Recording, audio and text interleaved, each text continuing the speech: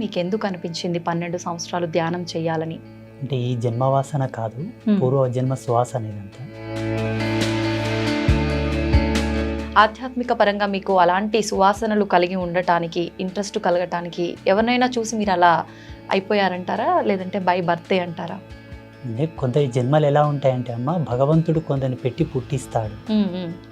కొందరికి ఏ చదువు సంధ్య రాకుండానే కూడా మంచి మంచి పెయింటింగ్స్ వేస్తుంటారు, చాలా చక్కగా మాట్లాడుతుంటారు. అంటే సహజ సిద్ధమైన కళలు.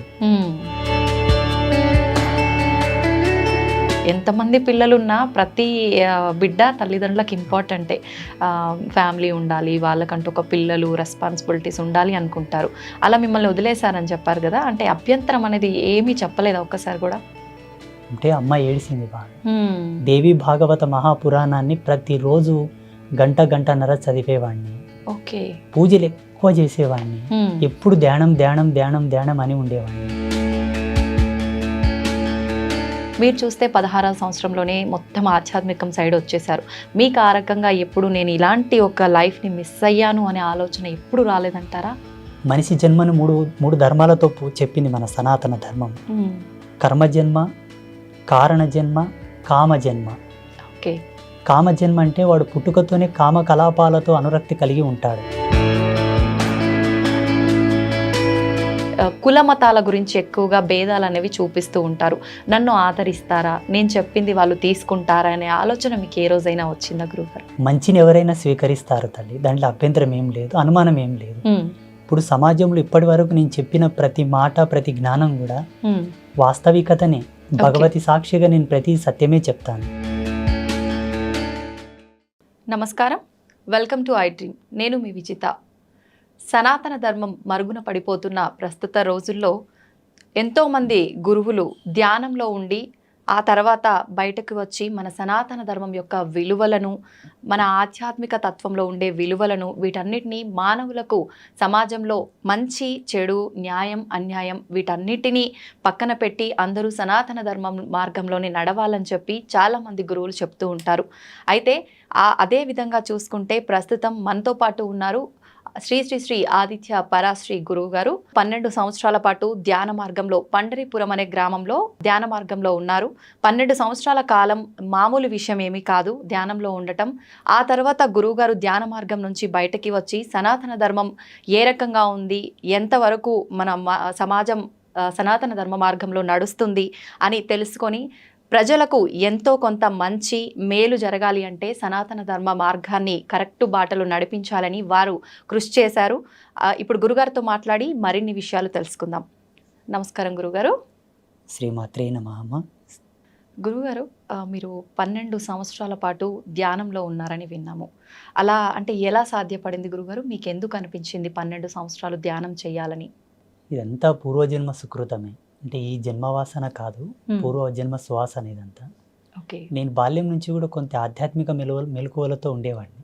ఓకే. మా గ్రామంలో చాలామంది అనేవాళ్ళు, మాది పేద కుటుంబం, పల్లెటూరు కాబట్టి వాళ్ళకి ఎంతసేపు ఉన్న పని పని పని, 7-10 రూపాయలు వస్తాయి, బుక్కెడు అన్నం వస్తుంది, ఇదే వాళ్ళ చింతన. నేను పూజలు చేయడము, దేవుళ్ళ ఫోటోలు పెట్టుకొని దేవుళ్ళ ఫోటోలో పూలు అవి పెట్టడం లాంటివి చేస్తూ ఉంటే చిన్నప్పుడు మా అవ్వ తాత వాళ్ళందరూ తిట్టేవాళ్ళు. ఈ పూజలు మనకెందుకురా, మనం కష్టం చేసుకుంటేనే మనకు జీవితం గడుస్తుంది, ఈ వల్ల మనకు తగవు బిడ్డ అనేవాళ్ళు. అప్పటి నుంచి నా లోపల ఈ ఆధ్యాత్మిక మెలకువలు ఉండేవి. నా వయసు పెరిగే కొద్దీ పరిపూర్ణమైన వైరాగ్యంకి వచ్చింది. 2008లో నేను పూర్ణ వైరాగ్యంలోకి వచ్చాను.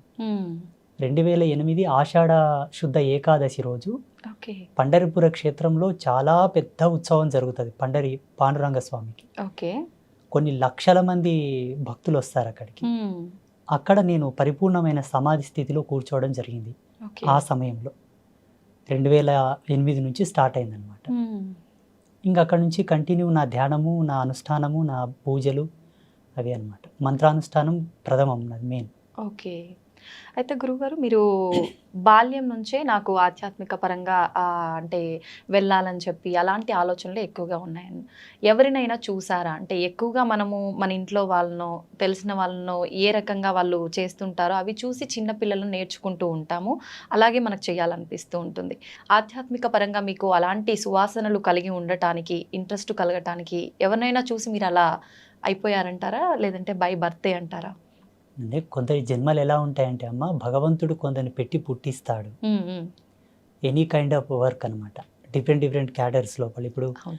కొందరు వాళ్ళకి ఏ విధమైన ట్రైనింగ్ లేకుండానే కొన్ని అద్భుతమైన సాహసాలు చేస్తుంటారు.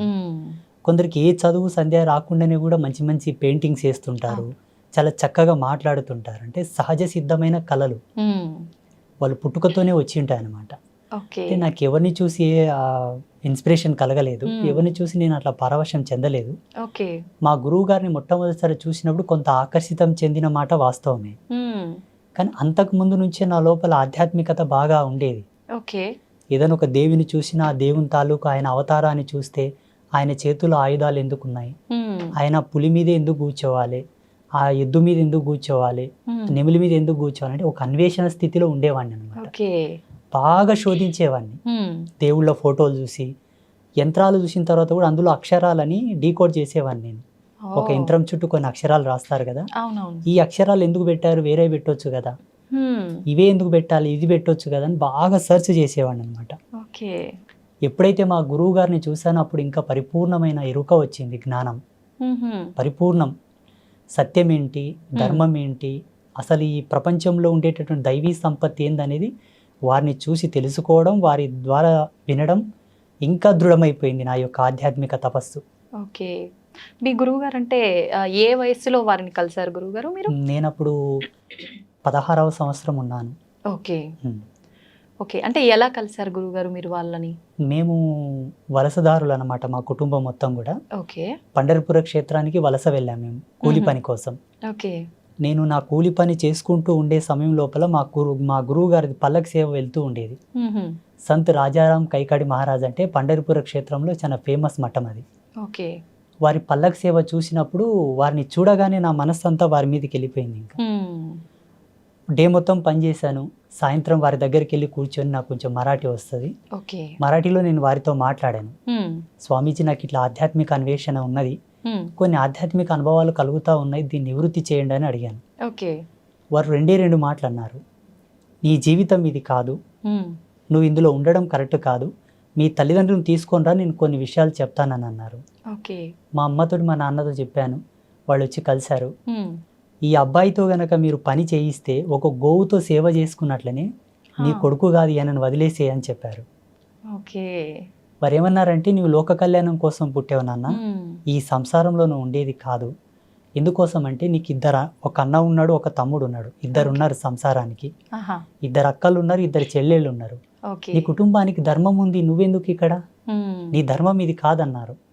నేను అప్పుడే కలిశాను వారిని. మరుసటి రోజే మా అమ్మ నాన్న తీసుకొని వెళ్ళాను. నా బయోడేట్ ఎలా చెప్పగలిగాడు ఆయన? నాకు అన్న ఉన్న సంగతి, తమ్ముడున్న సంగతి, అక్క చెల్లెలు ఉన్న సంగతి అసలు ఆయనకు పరిచయమే లేని నేను. అంత దివ్య దృష్టి ఉంది వారికి. ఇంక అప్పటి నుంచి మా అమ్మ నాన్న నన్ను వదిలేశారు.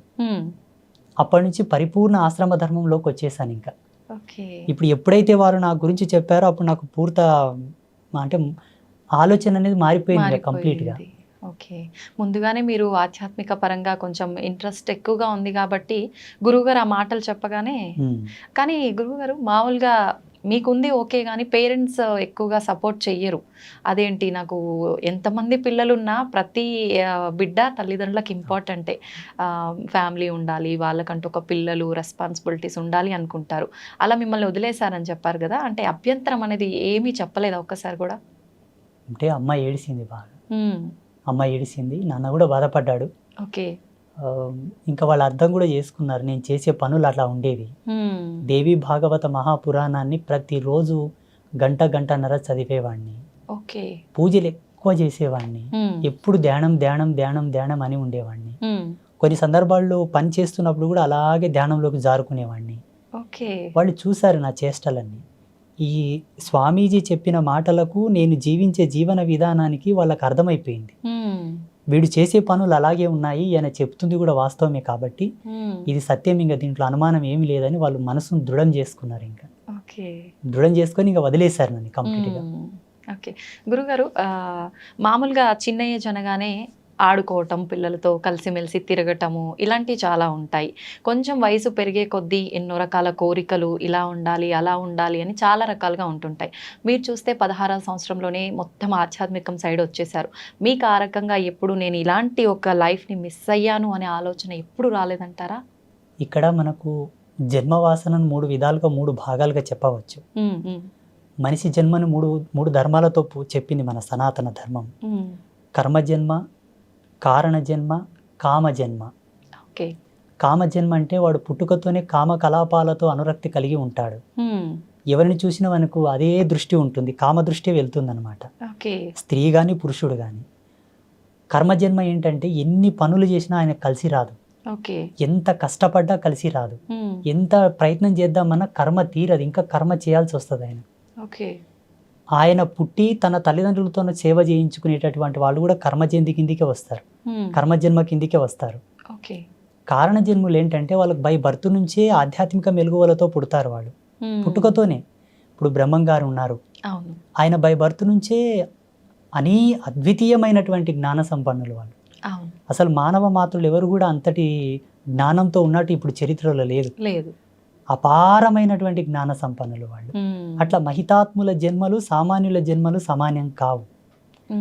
నేను పుట్టుకతోనే మా ఊళ్ళో చాలా మంది ఇప్పటికీ బిజ్వార గ్రామంలో అడిగినా కూడా ఆ అబ్బాయి కొంత డిఫరెంట్గా ఉండేవాళ్ళు అండి, అందరితో సమానం ఉండేవాడు కాదు, అందరు ఒక పని చేస్తే తను ఒక్కడే సపరేట్ చేసేవాళ్ళు అని చెప్తారు. అయితే గురువుగారు, మీ అంటే వేషధారణ విషయానికి వస్తే, స్వామీజీలు అనగానే మామూలుగా మగవారు ఏ రకమైన దుస్తులు ధరిస్తారో ఆ రకంగా ఉంటుంటారు నార్మల్గా. మీ వస్త్రధారణ చూస్తే కనుక కొంచెం ఆడవారికి సంబంధం కలిగి ఉన్నట్టుగా ఉంటుంది. ఎందుకని ఈ రకంగా మీరు వస్త్రధారణ ఎంచుకున్నారు? మాది కౌడిధారి పంత్, అంటే ఈ గవ్వలు ఉన్నాయి కదమ్మా, అవును, దీన్ని కౌడిధారి పంత్ అంటారు. ఓకే, శ్రేష్టమైన మూల శ్రీ విద్య. ఇది స్త్రీ యొక్క యోని స్వరూపమై ఉంటుంది. ఓకే, స్త్రీ యొక్క యోని స్వరూపం ఈ గవ్వ. దీని మెడలో ధరించి, ఇది ఏకవస్త్రం తల్లి, కుట్టని బట్ట. కుట్టని బట్ట, ఒకే వస్త్రాన్ని అలా చుట్టుకుంటాం. ఇది ఒక్కటి తప్పిస్తే శరీరం మీద ఏది ఉండదు మాకు, ఏకవస్త్రం ఇది. ఇంకా మా వేషధారణ, మా ఈ ఉంగరాలి వల్ల అంటే శ్రీ విద్య సాధనలో మేము చేసేటటువంటి కొన్ని ప్రక్రియలకు ఆబంధనాలు, ఒక్కొక్క దానికి ఒక్కొక్క పరమార్థం ఉంది. అవి మేము చేసే సాధన లోపల మాకు ఎంతో సపోర్ట్ చేస్తాయి. మా శరీర నియంత్రణ, మేము చేసేటటువంటి ఆధ్యాత్మిక మెలుగు వల్ల మాకు బాగా ఎనర్జీ బూస్ట్ చేస్తుంటాయి. ఒక్కొక్క దానికి ఒక్కొక్క మంత్రానుష్ఠాన పరిదిగ్బంధన కూడా ఉన్నది. ఈ ఉంగరాలకు కానీ, కుండలాలకు, మేము వేసుకునే బేడీలకు, మేము వేసుకునే మాలలు, మేము ఏవే కానీ మార్కెట్లో దొరికి తీసుకొచ్చి మెళ్ళో వేసుకోం వేరే స్వామీజీలాగా. ఒక దాన్ని తీసుకున్న తర్వాత పలు విధాలుగా శుద్ధులు చేసి, మంత్ర జాగృతం చేసి, ప్రాణప్రతిష్ఠ చేసి, వాటిని దైవీ శక్తులతో నిక్షిప్తం చేసిన తర్వాతనే ధరిస్తాం ఏదైనా సరే.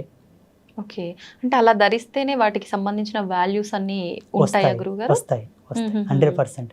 ఏదైనా ఒక కూరగాయను, ఆకుకూరను మార్కెట్ నుండి తెచ్చిన తర్వాత కడుగుతాం. కడిగి దాన్ని ఎంత తరగాలో తరిగి, దాంట్లో ఏవి వస్తువులు వేయాలో వేసిన తర్వాతనే కూర వండుకుంటాం. అవునవును. సమాజంలో ఇప్పటికీ ప్రజెంటేషన్లు, ఇప్పుడు వర్తమానంలో కూడా ఆధ్యాత్మికమైనటువంటి మెలకువలు తెలిసిన వాళ్ళు ఎవరు లేరు, చాలా తక్కువ మంది. తెలుసుకోవాలనే జిజ్ఞాస ఎవరికి లేదు, చెప్పాలనే జిజ్ఞాస కూడా ఎవరికి లేదు. ఎంతసేపు ఉన్నా తెలుసుకునేవాడు ఒక కోరికతో వస్తే, చెప్పేవాడు వాని కోరికతో వాడు చెప్తుంటారు. కరెక్టే గురువుగారు. పరస్పరమైనటువంటి భేదాలు ఇవి రెండు. మా సాంప్రదాయం ఏంటంటే అమ్మా, అమ్మవారి యొక్క మూల పరంపర మాది. ఇప్పుడు లేదు ఈ పరంపర. ఆసేతు హిమాచల పర్యంతం చూసినా ఎక్కడ కూడా లేదు ఇప్పుడు. శ్రీ విద్య సాధనలో ఉన్నారు కొంతమంది, కానీ మీరు అన్నట్టుగా ఉన్నారు. మా వేషధారణ లాగా మాలాగా లేరు. ఓకే, అలా లేరు అని మీరే చెప్తున్నారు కదా గురుగారు. మరి మీరెందుకు ఈ రకంగానే ఎంచుకున్నారు? నేను 6 నెలలు తపస్సు చేశాను. ఎస్పెషల్లీ నా యొక్క డ్రెస్ కోడ్ అనుకోండి, లేకపోతే నా వేషధారణ గురించి, ఏ మంత్ర సాధన నేను చేయాలా, ఏ దేవత ఆరాధన చేయాలా, ఎవరి గురించి నేను తపమాచరించాలని దాని మీదనే 6 నెలలు రీసెర్చ్ చేశాను నేను. తపస్సు ఓకే. ఉమ్. అయితే గురువుగారు సామాన్యంగా గురువులు అనగానే, పండితులు అనగానే బ్రాహ్మణ కులానికి సంబంధించిన వారే ఎక్కువగా ఉంటుంటారు.